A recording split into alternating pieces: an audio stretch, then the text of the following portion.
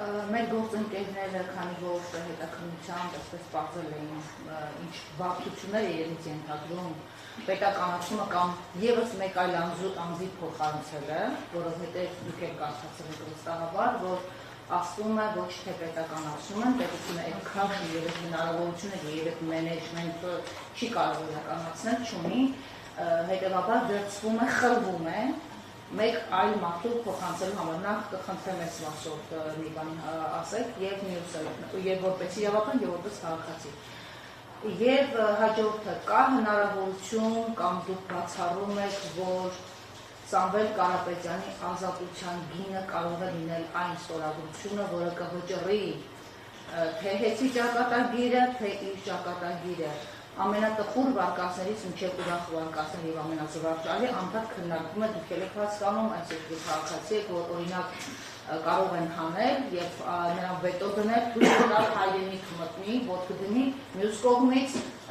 նրան թույլ տալ դուրս գալ քաղաքական գործընթաց սկսի այսպես հազար մի վարկած քաղաքական առարկից մինչև տնտեսական եւ հաջորդը դուք ղեկավար եք այս կառույցում եւ դուք լավ եք հասկանում որ Նիկոլ Փաշինյանը սկսել է առևտուր ձեր ամեն աշխատողի հետ սկսած պահակագետի հսկիչից մինչև մաքրուհի եւ մինչև տնօրեն։ Ձեր հետ կոմպրոմատի լեզվով, շահագրգռելու լեզվով ձեր աշխատակիցների հետ խոսք ու զրույց եղել է իշխանականների կողմից թե ոչ։ Ես գիտեմ, որ այստեղ գլխավոր դատախազի եղբայրն է արդեն իսկ աշխատում, նախ նրա այստեղ աշխատելու հանգամանքները մեզ բացատրեք մանավանդ նոր է Այս արդյոք սա սցենարային պլանի մասշի կազմել հաշվի առնելով նրանք կարող էին կանխատեսել այս ելքը եւ ինչպես եք պատրաստվում պաշտպանել ձեր աշխատակիցներին եւ կոմպրոմատներից եւ հարձակումներից իշխանական եւ գործարքներից, որը կարող է ճակատագրական դառնալ։ Տիկին Բադրյան, ցավոք սրտի որպես քաղաքացի կարծիքս հայտնել չեմ կարող, ցավոք սրտի, որտեղ ես ներկայացնում եմ այս պայն հեծը Որպես իրավաբանել ձեզ ասեցի չեմ ցանկանում մեր գործողությունների կապված շուկացիկ հայտնել, որպես հետ գլխավոր տնօրեն եւ մարդ, ով ճանաչում է Սամվել Կարապետյանին, ձեր ասած վարկածները ու ցանկությունը կարող են լինել, այդպես պայմանավորվելու, ազատության գին, չգիտեմ ինչ, Կարապետյանը ճանաչող մարդիկ գիտեն, որ հնարավոր չի։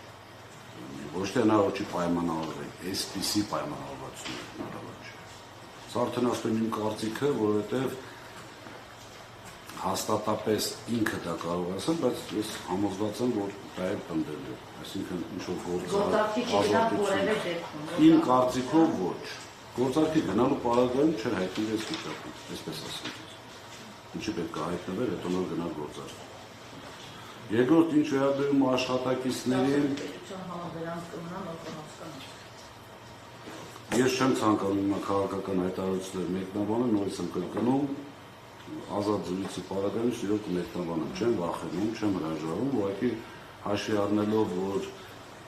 ներկայացնում եմ հեծը այս պահին եւ չթիրախավորելու համար մեր հետագա գործողություններում հեծը այդ պատճառով չեմ պատասխանի Ինչ վերաբերում է մեր աշխատակիցներից կապված, գիտեք, կոնկրետ փաստեր չունենք։ Ունենք ասեկոսներ, որ այդպես ասում են, հեսա գալիս ենք, պետականացնում են, կառավարիչ են նշանակում 30% աշխատավարձ են բարձրացնում։ Չեմ կարող ասել ինչ քանակի մարդկանց վրա դա կարող է ազդել, բայց մի քիչ մտածող մարդու համար դա միֆ է։ Իսկ մի քանի հազար աշխատակցի վրա 6800 աշխատող ունենք մենք մոտավորապես մինուս շատ փոքր թիվ եւ այդ 6800 աշխատողից չեմ կարծում ինչ-որ լուրջ քանակ կհավատա դրան, որտեղ աշխատավարձները 30% բարձրացնելու պարագայում կարծում եմ նորից իմ կարծիքը մոտավորապես 3 միլիոն մարդ սկսի ավել վճարել, որպեսզի 6800 մարդ ավել փոս տան։ Այսինքն սակագնի խնդիր առաջանալու է նշում։ Այստեղ մենք Ինչով ենք զսպել սակագինը, շատ կարճ անդրադարձ դրան անեմ, զսպել ենք կորուստների տոկոսի նվազելիությունը, այսինքն կորուստների տոկոսը նվազելու դեպքում գեներացվում է լրացուցիչ ֆինանսական միջոցներ, որի արդյունքում զսպել ենք սակագնի աճը։ 4.8, եթե չեմ սխալվում դրամ, 16 թվականից սկսված թանկացել է հոսանքի սակագինը, որի մեջ հեծի այսպես ասած, մաս, որպես կտոր 0 դրամա։ Այսինքն, հեծի նախաձեռնությամբ, то есть ինչքան որ թանկացել է հոսանքը, հեծը այդտեղ որևէ բաժին չունի։ Հեծի նախաձեռնությամբ կամ հանձնաժողովի նախաձեռնությամբ, հեծի նախաձեռնությունը երբեք չի եղել սակագին բարձրացնելու 16 թվականից հետո, եւ ինչպես պարոն Կարապետյանն իր հարցազրույցներում նշելու այնտեղ անգամ ժամկետ կա, որ չի լինելու, իսկ հանձնաժողովի նախաձեռնությունները չի եղել, բարձրացվել է սակագներ արտադրողի, տեղափոխողի, գիտեք, մեր ժողովուրդը պատկերացնում է, որ այդ իրենք ինչքան որ վճարում են հոսանքի համար, այդ ամբողջը հեծին է։ Հեծինը չի ամբողջը, որովհետև այստեղ ունենք արտադրողներ, ունենք տեղափոխող եւ բաշխող, մենք բաշխողն ենք։ Արտադրող կայուն չունի հեծ։ Այսինքն ինքը վերցնում է, sense կոպիտ ասած, ոնց որ վերավաճառում։ Այս պարագայում սակագնի մեջ մտնում են նաեւ այդ նշած արտադրող բաշխող։ Այդ 4 դրամը թանկացել է իրենց համար, ոչ մեզ համար։ Ինչ վերաբերում է ձեր ասած գլխավոր դատախազի եղբորը, գիտեք, այդտեղ 6800 կոլեկտիվում շատ մարդ կարող է լինել։ Մենք աշխատանքի չենք ընդունում որպես գլխավոր դատախազի եղբայր կամ ինչ-որ մեկի որդի կամ ինչ-որ մեկի չգիտեմ։ Կադրային մեր քաղաքականություն տարվում է պրոֆեսիոնալիզմի ձեռներով։ Այսինքն, եթե մարդ ինչ-որ բան կարողանում է անել, ինքը մեզ պետք է։ Հիմա Իսկ ինձ սկզբանը չեք իմացել, չեք ուշացել, որպես մասնագետ եք անցնել, եթե չփոխվում Չէ։ Գիտեք, ոչ թե չենք իմացել, որ ինքը գլխավոր դատախազի եղբայրն է։ Իհարկե իմացել ենք, այդտեղ գաղտնի բան չկա։ Ասածից իմաստը հետևյալն է, Կարապետյան Սամվելի կադրային քաղաքականության մեջ երբեք չի եղել, որ այս մարդնա չի կարելի կամ այս մարդնա պետք է առավելություն ունի։ Երբեք աշխատի, նորմալ աշխատի մեզ հետ, չի աշխատի, անկախ նրանից իրով լինելը ինքը կազատ